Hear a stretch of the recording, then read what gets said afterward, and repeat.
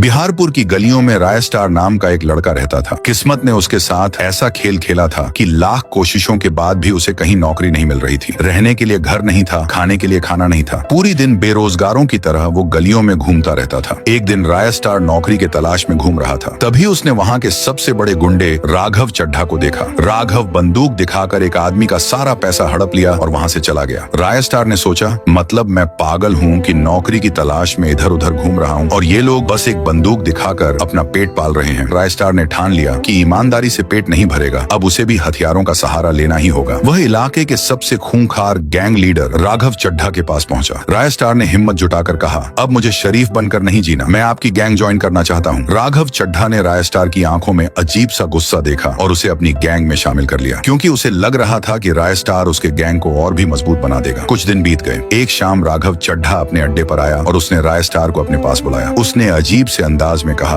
आज रात तुम्हें बिहारपुर की एक पुरानी हवेली में डकैती करनी है। आज रात घर खाली है, तुम्हें वहाँ घुसकर सारा पैसा साफ करना है। राय स्टार ने पहली बार चोरी की जिम्मेदारी ली थी। उसने पूछा, बॉस आप मेरे साथ क्यों नहीं चलोगे? यह सुनते ही राघव चड्ढा एकदम खामोश हो गया। उसने कड़क आवाज में कहा, सवाल मत कर, मुझे एक जरूरी काम है, इसलिए मैं नहीं आ सकता। तुम अकेले जाओ और काम खत्म करके आओ। आधी रात को राय स्टार हवेली के पास पहुंचा। हवेली खंडहर जैसी लग रही थी। राय स्टार चुपके से अंदर गया। घोर अंधेरे में राय स्टार तिजोरी ढूंढने लगा। अचानक हवेली का दरवाजा अपने आप धड़ाम से बंद हो गया। उस सन्नाटे में अचानक एक खौफनाक चीख आने लगी। हवेली की दीवारों से एक गूंजती हुई आवाज आई, कहाँ है तुम्हारा बॉस? बताओ राघव चड्ढा कहाँ छुपा है? अगर नहीं बताया तो तुम आज यहाँ से जिंदा बाहर नहीं जा पाओगे। राय स्टार डर के मारे कांपने लगा। उसने चिल्लाकर पूछा, कौन हो तुम? मेरे बॉस ने तुम्हारा क्या बिगाड़ा है? अचानक अंधेरे से एक डरावना दिखने वाला आदमी सामने आया। वह दिखने में किसी इंसान जैसा नहीं था। उसने अपनी डरावनी आंखों से देखते हुए कहा, आज से 15 साल पहले मैं भी राघव चड्ढा की गैंग का सदस्य था। मेरा नाम जहरीला नाग था। मैं राघव के लिए जान देने को तैयार रहता था। लेकिन एक दिन मैं और राघव इसी घर में डाका डालने आए थे। हमने बहुत सारा पैसा लूटा, लेकिन जब हम दोनों बाहर निकले तो वहाँ बहुत सारे पुलिस वाले थे। लेकिन राघव खुद को बचाने के लिए घर के अंदर भागा, दरवाजा बंद किया और फिर खिड़की से कूदकर भाग गया। मुझे पुलिस के सामने मरने के लिए छोड़ दिया। पुलिस की गोली मुझे लगी और मैं तड़प तड़प कर वहीं मर गया। 15 साल हो गए, लेकिन मेरा इंतकाम आज भी ठंडा नहीं हुआ है। मैं हर रात इसी हवेली में उस गद्दार राघव चड्ढा का इंतजार करता हूँ। मेरी आत्मा को तब तक शांति नहीं मिलेगी जब तक मैं अपने हाथों से उसका गला न घोंट दूं। राय स्टार को अब समझ आ गया कि राघव खुद यहाँ क्यों नहीं आया था। राय स्टार ने हाथ जोड़कर कहा, मुझे जाने दो, मुझे नहीं पता था कि मेरा बॉस इतना बड़ा गद्दार है। जहरीला नाग ने शांत होकर कहा, जाओ और उसे कहो कि अब कोई भी ताकत राघव को बचा नहीं पाएगी। हवेली का दरवाजा खुल गया। राय स्टार जान बचाकर वहाँ से भागा। उस रात राय स्टार ने गुंडा वाला काम हमेशा के लिए छोड़ दिया। आगे अब राघव चड्ढा के साथ क्या होगा जानने के लिए सब्सक्राइब करके कमेंट में लिखो पार्ट 2।